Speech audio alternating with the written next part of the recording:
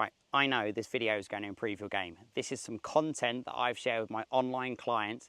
I'm going to be covering all aspects of the game. Make sure you subscribe. This playlist is going to cover everything from driving to how you should practice to short game. So make sure you hit that button and I'll speak to you later. Okay, morning, afternoon, evening, subscribers, wherever you are in the world. I had someone ask about some putting content, so rather than just obviously sending it to them, I just thought I'd do a whole video about sort of the basics of putting, maybe how I go about my putts, and of course if you want any individual attention in terms of your putting stroke, putting ideas, green reading ideas, then let me know. Obviously we'll keep this fairly generic, so some of it might not apply to you, or you may already embed this into your game already, but these are just a few ideas to hopefully help a few of you, and like I said, I can help you individually if need be. So just really want to go through obviously how I say grip the club, how I set up, what I sort of think about when I'm doing my putt, green reading, etc., and maybe give you some reassurance about sort of putting as well. So firstly, in terms of the grip, there are many different grips that we can do. There isn't really a wrong answer. You've only got to watch the PGA Tour for 10 minutes and you will see about 5 different putting grips. But the main focus is trying to make sure that we're using more of the palm of our hand to hold it rather than placing the grip within our fingers. The fingers obviously allow for wrist hinge, which I will bang on a lot about you in your full game. When it comes to putting, we really want to disable the amount that the wrist can actually move. So when it comes to putting, I've got obviously you should have a fairly flat putting grip, or definitely a flat top to your putting grip, but with my left hand I'm very much putting it in the sort of the lifeline here, so in between the meaty pads, which is definitely something you don't want to do with a full swing, but I will hold it in a way that I'm a sort of an orthodox putting grip, but I will have my left hand on top. I will have my left thumb just on the top of the grip, but I also have my index finger pointing down. Now I like to do this, and again this is personal preference, because I have both my index fingers pointing down the grip. This again just sort of limits how much the wrist can actually move. Now with my right hand I'm ultimately doing the opposite, so again I'm sort of doing a bit of an overlap with my little finger. I do this in my normal grip. And again, I've got the index finger of my right hand, but I will place my fingers around and again try to get my sort of thumbs on top. Now, to be honest, I've had times of my career where I've actually held it left below right because I'm a left-handed person, and quite often sometimes the other way round is obviously more beneficial. And when I've gone through a period of really putting badly, I blame the grip and therefore change it around. There is other grips where you can maybe do a claw grip, or I even like actually having your fingers very much the same, so like you need quite a thick putting grip, which I don't have. So generally speaking, that is my putting style. And then when it comes to addressing the golf ball, now I'll use that hole in a little bit, but I will stand obviously fairly close to the golf ball, and a question I get asked quite a lot is the right distance away. There is a little test that you can do. I will position myself with the ball just forward of middle. This helps me to get a nice roll because I'm hitting it slightly on the up, but also keeps my shoulders nice and square. And obviously that's a key part to this. I want to feel that my shoulders are parallel to my ball to target line. But in terms of distance from the ball, I grab another ball, and if that places over, let's make sure I get myself ready. This is the true test. If I place this over my left eye and then drop it, then it should hit the top of the golf ball. Yes! So that would indicate that I'm the right distance away from the golf ball. If I'm, say, too far away in my address position, my arms are hanging out, and therefore I've got a putter that would obviously move on a very much more of an arc. If I did that test again, then the ball would drop inside. I don't see it quite as often, but if I was, say, too close to the golf ball, my hands were too much in towards my thighs, then if I did the test with the left eye, then obviously it would drop the outside of the golf ball, but that's probably more rare than someone that's too far away. Then what I like to do in terms of my putting stroke is feel that I get my elbows in, and I really feel that my elbows are like pinching against my rib cage. I want to just keep my whole top half as a unit and feel that my putting stroke is just a rock of sort of my rib cage, my shoulders and my chest. Obviously trying to limit how much I move any part independently of my wrists and my hands during the stroke. You'll notice that I create like a triangle between my arms and my shoulders, and I try to keep that triangle exactly the same shape back and through. What obviously we see a lot is that dominant hand, the right hand especially, gets a little flicky. So sometimes we see someone go too far back in their stroke, and then as they come into impacts, they slow down, club head continues past. There's no sort of extension of their left arm through impact.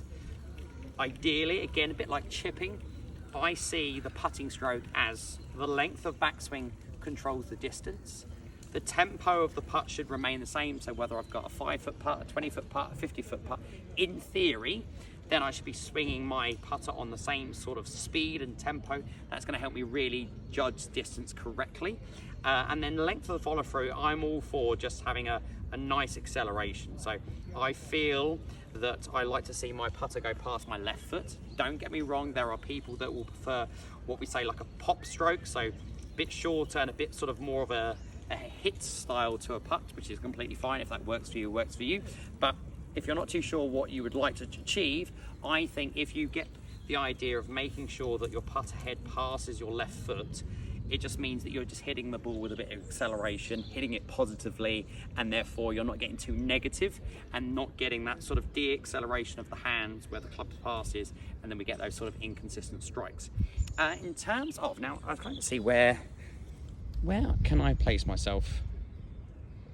Okay, let me move myself a bit further away, and then I can give you a bit of on the old green reading. Hang on, let's just put another ball down so I can actually see where I am. Oh, there we go. Right. A bit of comfort for you guys to start with. 1, 2, 3, 4, 5, 6, 7, 8. Okay. If I've got an 8-foot putt, on tour, PGA Tour statistics, there's a 50% chance of me holding that.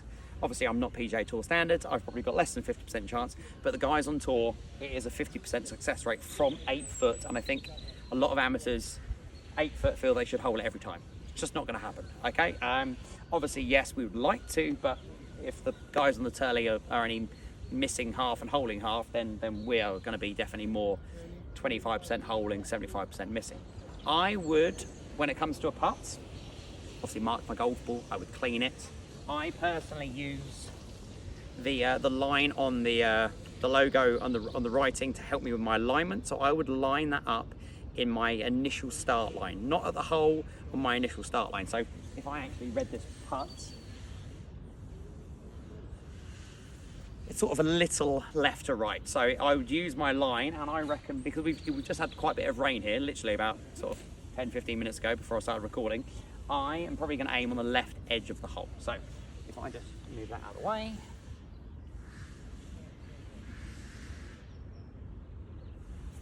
Then I would obviously come back and check it to make sure I was happy.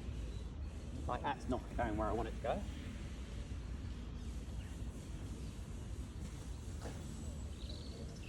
Okay, so I've got that aiming left edge.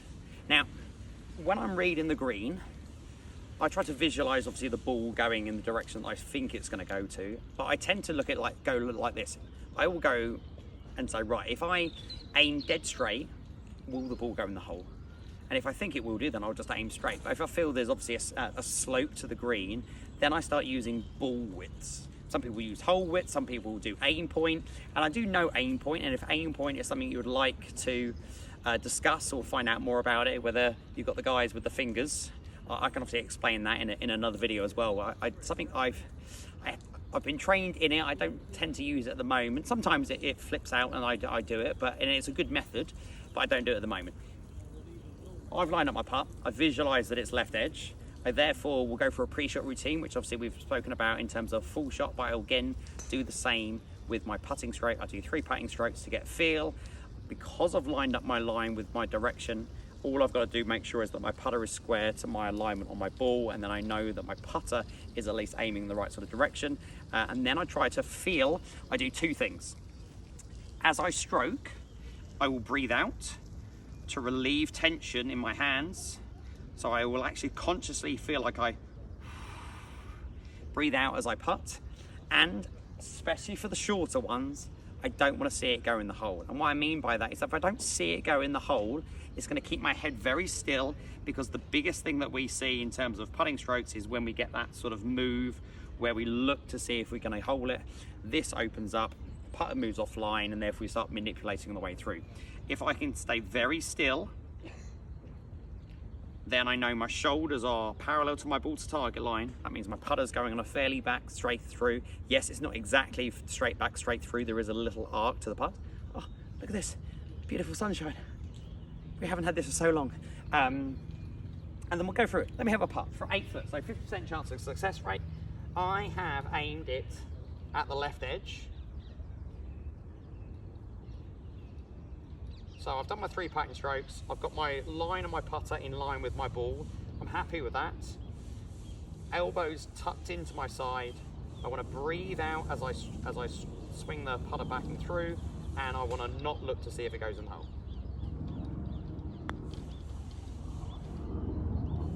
There you go. Beautiful. There goes 50% success rate. So obviously I didn't actually see that, but obviously I've either pushed it or it's bent more round to the right than I thought. So let's maybe go with a little bit more curve.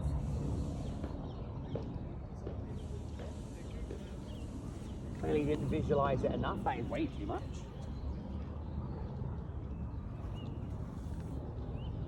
There we go. A little bit more outside the line. Again, elbows tucked in, everything's a unit. 3 putting strokes, and these putting strokes are not just me going like this for 3 times. It's the speed and the distance that I want to feel that I should hit the ball. I was at least pleased with that it went past the hole, and that's a pretty distance, a good distance past the hole. Line it up, elbows tucked in, breathe out as I stroke, don't see it go in the hole.